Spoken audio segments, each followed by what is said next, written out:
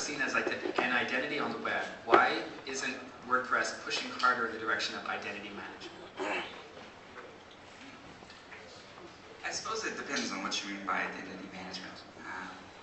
I would suspect from the tenor of the question that he's referring to OpenID and OAuth and all these sorts of things, and why or why not those are in core. But in just terms of the concept of identity management, I mean, I have profiles on Flickr and Facebook and MySpace and all these things, but really my best profile online is my blog. One thing I would like to see more of is just an easier way to aggregate everything I'm doing around the web into one place, which is my blog. Because then I can take all these sort of data silos, places where my data is locked up under someone else's terms of service and hosting and commercial needs or not needs, and have it on my own open source sort of home, right? Bring everything back. And that's too hard right now. There's plugins for it, but it's still too hard. In terms of things like OAuth and OpenID, particularly OAuth, we're going to support in core at some point. OpenID we've supported experimentally. There's a plugin in on WordPress.com. It doesn't get a ton of usage, and I'm not sure if OpenID will be as important in terms of authentication and everything else moving forward, because now there's just more elegant means of doing it, like OAuth. Okay, so quick question. Upgrading WordPress always seems to break a lot of plugins. Is there something more proactive that can be done around that kind of thing? Yes. Okay. So, plugins that use the API should never break, because we spend a lot of time working on compatibility and everything like that. But sometimes it's not even API things. So for example, in 2.8, to improve the speed of WordPress, we changed how the JavaScript loaded and everything like that. And it turns out that that conflicted with how a lot of plugins were making assumptions on how to do JavaScript. And some of them were just dumping code in the page, and it even broke one of our own plugins, which is kind of embarrassing. The Intents to Bake plugin just totally blew up. So what we're looking at is, well, there's two things. One, I think when you're upgrading, it should check all your plugins and be like, this works, this doesn't. Right? And that just makes sense. Why else do you have an upgrade? And a model for the whole upgrade model has always been Firefox, right?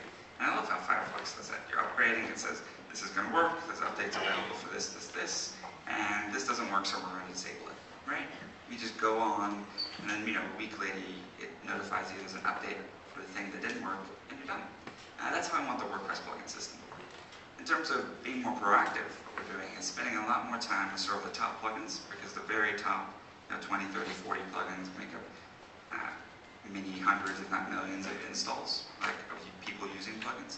And so problems felt there cause more grief. Like what's a plugin that's broken for you before? Postmaster. Postmaster. Alright, well, you're using a popular plugin. No, I'm kidding. But, we can try them out. And also, if there's we can either submit a patch to the plugin author. Some popular plugins aren't really actively maintained anymore, but it's sort of in the community repository, so if we needed to, we could push an update for things like that. But what would help the most is just more testing.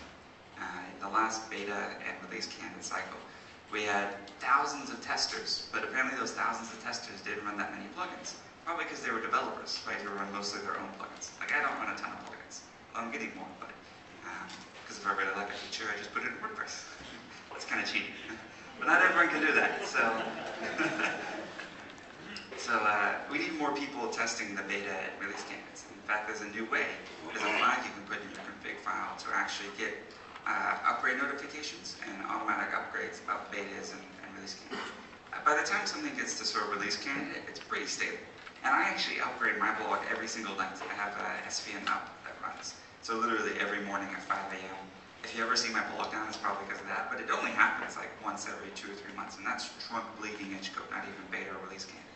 So it's pretty safe to test betas and things. And so I'd encourage everyone here to try it out. One, because it gets you cool features before all your friends, and then you can sort of, be like, ooh, I got this new feature. And they'll be jealous.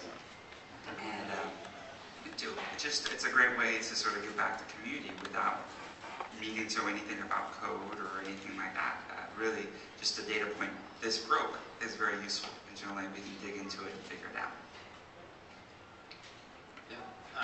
Also, just communicating with the plugin authors by testing early, and then authors know, because they might not be on this upgrade cycle, and letting them know and communicating with them about it, they're likely to want to fix it before it comes out so that they don't get a ton of emails. So I thought that, and so we used to not communicate upgrades and things like that very well, or do betas or anything like that, but now we sort of over-communicate. There's just a ton of information, thanks to Jane and other people. There's just a ridiculous amount of over-information. It doesn't seem to have changed that much. So I feel like we need more of a sort of community-based measure, so there's not an undue burden on plugin authors.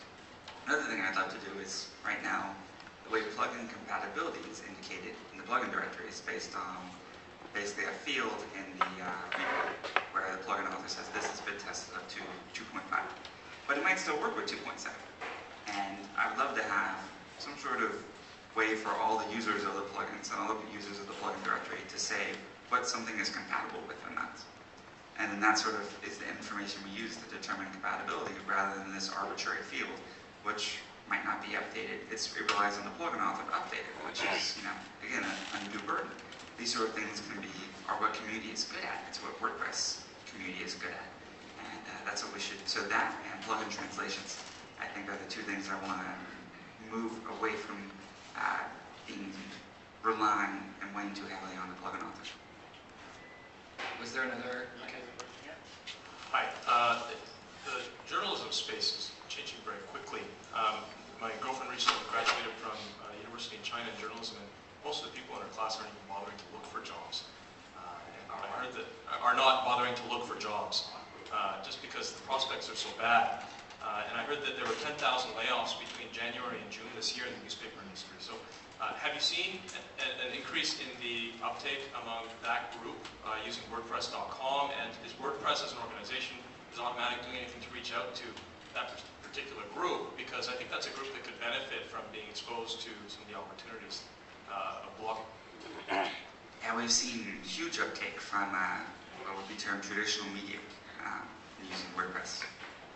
New York Times has a ton of WordPress blogs, probably 50 or 100, and they actually invested in the last round of funding that Automatic did. So New York Times is actually an investor. CNN hosts like 50 or 60 blogs with us. Wall Street Journal has a bunch of WordPress blogs, even Fox News.